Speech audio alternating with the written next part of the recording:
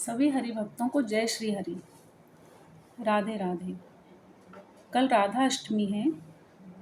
इस अवसर पर हम लेकर आए हैं राधा अष्टमी की पूजन विधि, पूजन सामग्री, राधा अष्टमी व्रत कथा, राधा अष्टमी व्रत रखने का महत्व। कल राधा अष्टमी पर पूजन किस प्रकार करें?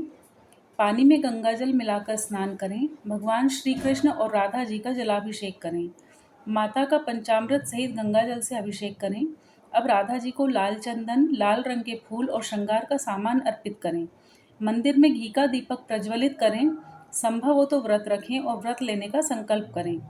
पूजन सामग्री इस प्रकार है: राधा कृष्ण की प्रतिमा या चित्र, राधा रानी की पोशाक, पंचामृत, फूल, तुलसी दल, धूप, दीपक, घी, तेल, सिंदूर, हल्दी, कुमकुम, अक्षत, फल, खीर, मिठाई, पान, सुपारी, लौंग और इलायची। राधा अष्टमी की कथा के अनुसार श्री कृष्ण के मित्रों में से एक सुदामा को राधा के क्रोधित व्यवहार से बुरा लगा। राधा ने सुदामा को दानव योनि में जन्म लेने का श्राप दिया और बदले में सुदामा ने भी राधा को मनुष्य योनि में जन्म लेने का श्राप दिया, जिससे उन्हें श्री कृष्ण से बिछड़ने का कष्ट सहना पड़ा। इस कथा में राधा के व्यक्तित्व के अनुसार उन्हें दर्शाया गया है कि वह क्रोधित हो सकती हैं और अपनी बात से अटल रहती हैं। कथा का सार: स्वर्गलोक से अनुपस्थित होना। एक बार देवी राधा स्वर्गलोक से कहीं बाहर गई हुई थी, विरजा सखी के साथ विहार। जब राधा नहीं थी तब भगवान श्री कृष्ण विरजा नामक सखी के साथ विहार कर रहे थे। यह देखकर राधा को बहुत क्रोध आ गया। उन्होंने विरजा का अपमान किया। विरजा अपमानित होकर विरजा नदी के रूप में बहने लगी। कृष्ण के मित्र सुदामा को राधा का यह व्यवहार सुखद नहीं लगा और उन्होंने राधा के प्रति कुछ अनुचित बातें कही। इससे राधा रानी क्रोधित हो गईं और उन्होंने सुदामा को दानव योनि में जन्म लेने का श्राप दे दिया। सुदामा ने भी राधा को मनुष्य योनि में जन्म लेने का श्राप दे दिया। इस श्राप के प्रभाव के कारण राधा को पृथ्वी पर जन्म लेना पड़ा और उन्हें श्री कृष्ण के वियोग का कष्ट सहना पड़ा। सुदामा को शंखचूड़ नामक दानव का जन्म लेना पड़ा, जिसका वध बाद में भगवान शिव ने किया था। राधा अष्टमी व्रत का महत्व इस प्रकार है: राधा अष्टमी भाद्रपद मास के शुक्ल पक्ष की अष्टमी तिथि को मनाई जाती है और इसे श्री राधा जी का प्राकट्य दिवस माना जाता है। शास्त्रों के अनुसार राधा जी भगवान श्री कृष्ण की शाश्वत शक्ति स्वरूपा हैं और उनकी पूजा के बिना श्री कृष्ण की पूजा अधूरी मानी जाती है, क्योंकि वह समस्त कामनाओं का साधन करती हैं।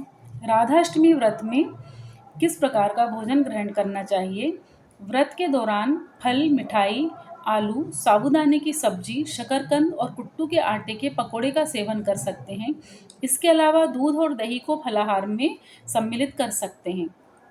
खाना बनाने में सेंधा नमक का प्रयोग करना चाहिए। एक बात का विशेष ध्यान रखें कि इन वस्तुओं का सेवन करने से पहले राधा रानी को भोग अवश्य लगाएं। ऐसा माना जाता है कि इस दिन व्रत रखने से जीवन में प्रेम, सौहार्द और सुख शांति का वास होता है। यद्यपि राधा अष्टमी के दिन पूजा पाठ और व्रत के कुछ नियम होते हैं जिनका पालन करना अत्यंत आवश्यक है।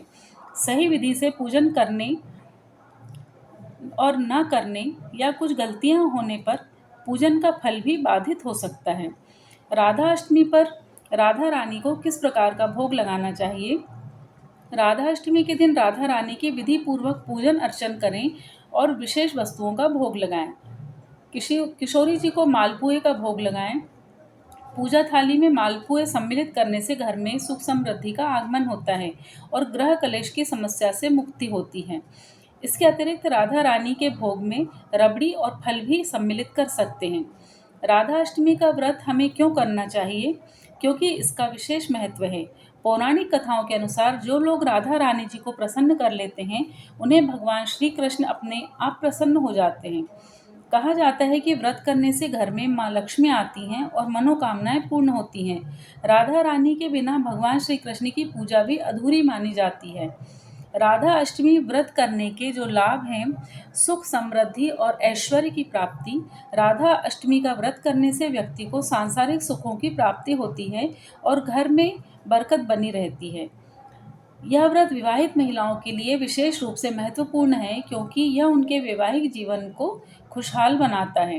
राधा अष्टमी का व्रत संतान प्राप्ति की इच्छा रखने वाले दंपतियों के लिए भी फलदायी माना जाता है। धार्मिक मान्यताओं के अनुसार राधा रानी की कृपा से मृत्यु के बाद मोक्ष की प्राप्ति होती है। राधा रानी की पूजन करने से भगवान श्री कृष्ण की प्रसन्नता प्राप्त होती है। वे अपने भक्तों पर कृपा करते हैं। राधा अष्टमी पर राधा रानी से मांगी गई हर वरदान पूरा होता है, ऐसा माना जाता है। आंतरिक शांति और आध्यात्मिक उत्थान भी इससे होता है। राधा अष्टमी पर दान करने से पूर्व किए गए पाप दूर होते हैं और आध्यात्मिक उत्थान मिलता है। धार्मिक मान्यताओं के अनुसार राधा अष्टमी पर व्रत और पूजन करने से घर में माँ लक्ष्मी का सदैव वास रहता है और धन धान्य की कभी कमी नहीं होती। राधा अष्टमी पर हमें क्या क्या करना चाहिए? राधा अष्टमी के दिन राधा रानी और भगवान कृष्ण की पूजन अर्चन करनी चाहिए और व्रत रखना चाहिए। इस दिन निर्धनों को दान करना शुभ माना जाता है। विशेषकर अनाज, वस्त्र और धन का दान करना चाहिए। ओम ह्रीम राधिकाय नमः मंत्र का जाप करना अत्यंत फलदायी होता है। राधा अष्टमी व्रत पर कथा का श्रवण अवश्य करना चाहिए। राधा कृष्ण जी की आरती करनी चाहिए। भोजन में सात्विक भोजन ग्रहण करना चाहिए। राधा अष्टमी का व्रत भगवान कृष्ण और राधा रानी के अटूट प्रेम और भक्ति का प्रतीक है। इस व्रत को करने से भक्तों को सभी प्रकार के सुखों की प्राप्ति होती है और उनका जीवन प्रसन्नता पूर्वक व्यतीत होता है। सभी पर राधा रानी की कृपा इसी प्रकार बनी रहे। जय श्री कृष्णा। राधे राधे। ओम नमो नारायणाय।